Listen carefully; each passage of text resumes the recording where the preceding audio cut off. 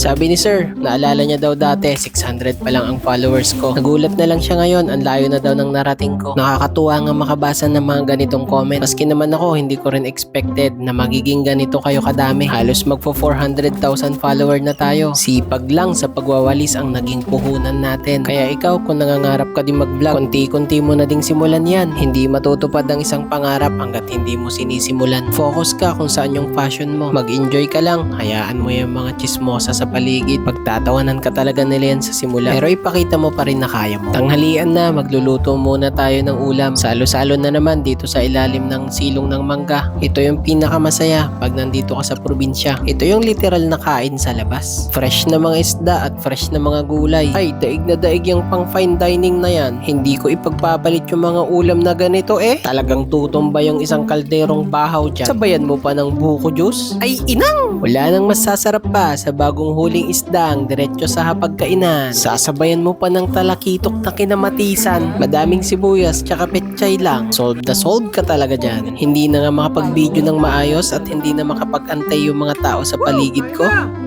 Ay ano pa nga bang inaantay? Sumandok ka na ng kanin at simulan na ang tanghalian.